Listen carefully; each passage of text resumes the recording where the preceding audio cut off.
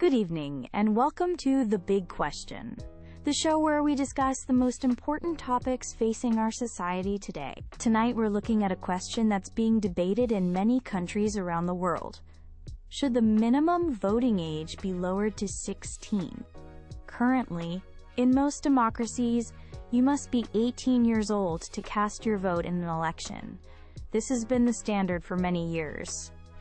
However, with young people today being more connected, more informed, and more politically active than ever before, many are asking if it's time for a change. To help us explore this complex issue, we have two excellent guests with us in the studio tonight. Leo is a 17-year-old student and a prominent member of the National Youth Council. He's a strong proponent for lowering the voting age. And Ms. Eleanor Evans, a respected political commentator and a former high school teacher with over 20 years of experience, believes the age should remain at 18. Welcome to you both. Thank you for joining us. Leo, let's begin with you. You're at the center of this debate. In your view, why is it so important that 16-year-olds get the right to vote? Thank you, Sarah. It's a pleasure to be here. For me, this is fundamentally an issue of basic fairness and strengthening our democracy. At 16, our society already expects us to take on significant adult responsibilities. We can legally leave school and get a full-time job. If we work, we pay taxes on our income, just like any other adult. We also pay sales tax on the things we buy. There's a very famous principle in the history of democracy: no taxation without representation. If a 16-year-old is contributing their money to the government through taxes, they should have a voice in how that money is spent and who governs them. Furthermore, lowering the voting age would create a new generation of engaged and active citizens. It's about building a habit. Research from countries that have lowered the voting age, like Austria and Scotland, shows that when people start voting early, they're much more likely to continue voting for the rest of their lives. If we can vote at 16, most of us are still in school and living at home. This is the perfect environment to learn about the political process and discuss it with family and teachers. It would make voting a normal part of becoming a citizen, not something new and strange that you have to figure out by yourself at 18. Finally, and I think this is the most important point, the political decisions being made today will affect my generation for longer than anyone else. Issues like climate change policy, funding for education, the future of the job market, and national debt. These will shape the world we inherit and live in for the next 50 or 60 years. It's only fair and logical that we have a voice in shaping the future that we'll have to live with. We're not asking for a special privilege, we're asking for our democratic right to participate. Thank you, Leo, for that clear opening statement.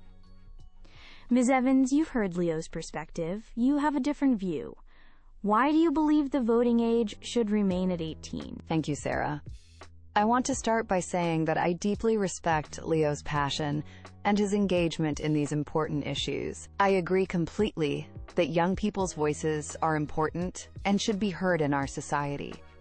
However, hearing those voices is different from giving them the formal power of a vote. Voting is a very serious responsibility. It requires a certain level of emotional maturity, cognitive development, and broad life experience. And I believe that 18 is the appropriate age for that responsibility. Neuroscience tells us that the human brain, particularly the prefrontal cortex, which is responsible for long-term planning, impulse control, and rational decision-making, is not fully developed at 16. This means that younger teenagers are often more impulsive, more emotional, and can be influenced more easily by short-term trends, peer pressure, or charismatic figures, rather than by a careful analysis of complex policies. Beyond biology, there's the question of life experience. Most 16-year-olds, through no fault of their own, simply haven't experienced the world in the same way an adult has. They typically haven't lived independently, managed household finances, paid rent or a mortgage, or dealt with the complexities of healthcare and insurance. This kind of life experience gives a person a very practical and necessary understanding of how political decisions about the economy, housing, or healthcare actually affect daily life for families and individuals. Voting is not just about having an opinion or a passion for a single issue. It's about making an informed choice that considers the wide-ranging consequences for the entire nation and all its people, young and old. We have age limits for many serious activities in our society, such as buying alcohol, serving on a jury, or renting a car. We have these rules to protect both young people and society as a whole. Voting is one of the most important duties of a citizen. 18 is the age when a person legally becomes an adult, with all the rights and responsibilities that come with it. It's the most logical and consistent time to also grant them the right to vote. Thank you, Ms. Evans. We now have two very clear opposing arguments. Let's get into the details a little more. Ms. Evans, I want to go back to a point Leo made about paying taxes. He said no taxation without representation. If a 16-year-old is working and contributing to the system, isn't it unjust to deny them a say? That's an excellent question, and it's a powerful slogan.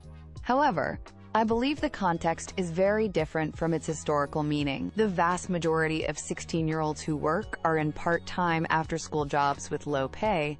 Many don't work at all. Therefore, their direct tax contribution is typically very small or non-existent. They're not the primary funders of the state. The historical slogan came from a situation where entire populations were paying large amounts of tax to a government in which they had no voice at all. We're not talking about a permanent denial of rights.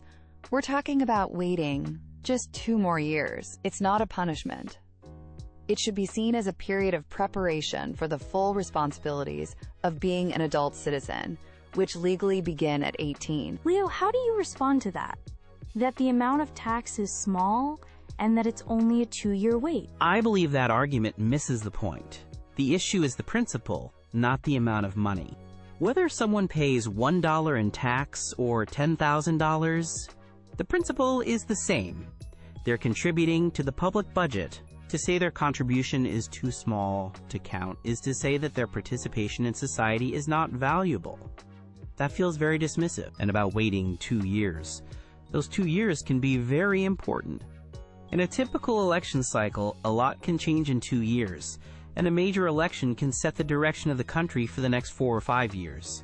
Telling us to wait means we miss a critical opportunity to influence our own future. Let's move on to the topic of maturity. Leo, Ms. Evans argues that from a scientific and life experience perspective, 16-year-olds are not mature enough to make such important decisions. What's your response to that? I find the argument about maturity a little unfair and inconsistent.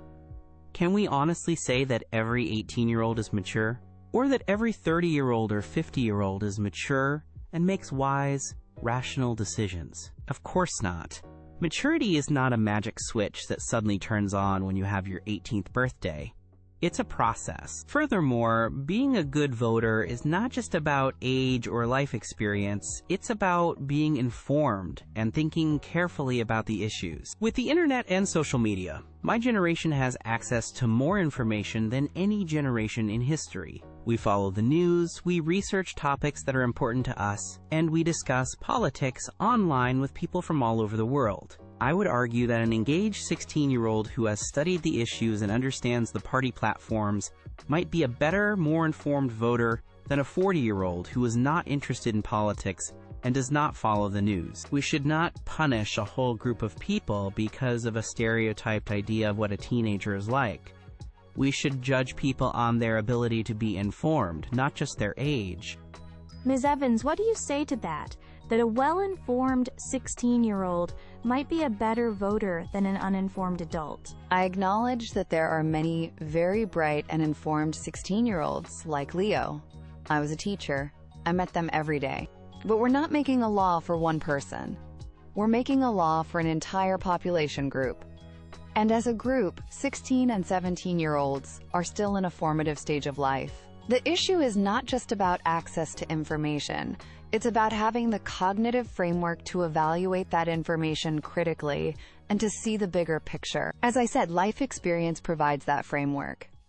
Understanding that a political promise of a tax cut might mean less funding for a hospital or a school is a complex calculation. It requires a level of abstract and long-term thinking that is, on average, more developed in adults.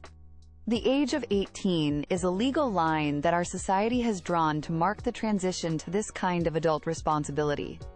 It's not a perfect line, but it's a clear, consistent, and well-understood one. This brings us naturally to the topic of education. Ms. Evans, you were a teacher. Could better political education in schools be the answer? Could it prepare 16-year-olds to vote responsibly? Political education, or civics, is extremely important, and I'm a strong advocate for having more of it in our schools, regardless of the voting age. However, classroom knowledge is not the same as real-world wisdom. You can learn about how the economy works from a textbook, but that feeling is very different from the responsibility of paying your own bills at the end of every month. A good school program can effectively teach students how the government is structured and how to register to vote, but it cannot give them the life experience needed to understand why they should vote for one economic or social policy over another. My other concern is about influence within the school environment. Teenagers are very social beings. They might be easily influenced by their teachers, who hold a position of authority, or by popular student leaders. There's a risk that voting could become a group activity, where students vote together for a popular candidate or party without each person thinking critically and independently for themselves. Leah, what do you think about that? The limits of classroom education and the risk of influence from teachers or peers? I agree with Ms. Evans that education is absolutely key, and I believe that if we lower the voting age to 16, we have a responsibility to also improve political education in schools. We should not just teach how the government works. We should teach students practical skills like how to identify fake news, how to analyze sources, and how to understand different political ideas and party platforms. This would create more informed voters at all ages. Regarding influence, I would say that all voters are influenced by something. Adults are influenced by the media they consume, by their friends and family, by their employers, or by their community leaders. Young people are no different. The important thing is to teach critical thinking. Giving us the vote will encourage us to develop these skills, because we will have a real reason to use them. It's a skill we need to learn, and the best way to learn a skill is by actually doing it, not just reading about it. We're almost out of time, so I'd like to move to your closing statements. You have each presented your case very well. Ms. Evans, can you please give us your final thoughts on why the voting age should remain at 18? Certainly. I want to be clear that this debate is not about keeping young people down or silencing their voices. It's about letting them grow up properly.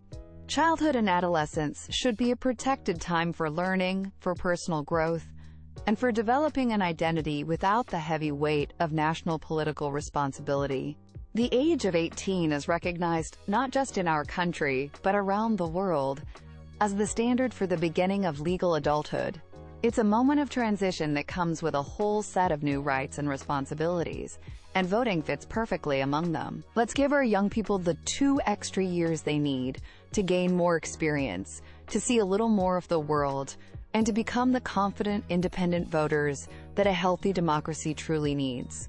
The age of 18 is a sensible, tested, and valuable standard. Thank you, Ms. Evans. And Leo, your closing statement? Why should we lower the voting age to 16? Denying 16 and 17-year-olds the vote sends a clear and damaging message that we're not trusted, that our opinions are not valid, and that our voices do not matter. But we are the future of this country. We are passionate, we are connected to modern issues, we are informed, and we are ready to participate constructively in our democracy. Lowering the voting age will not harm democracy. It will make it stronger. It will create voters for life. It will force politicians to listen to the concerns of the next generation, and it will include more voices in the conversation. To build a better and more inclusive future, you have to include the people who will actually live in it. Trust my generation. Let us vote. Thank you both for a very interesting and respectful discussion tonight. You have given us and our audience a lot to think about. It's a debate with strong arguments on both sides. Should we value the wisdom of experience and a legal line of maturity, Or should we encourage early participation and embrace new, energetic perspectives? The big question continues. Thank you for watching The Big Question. Good night.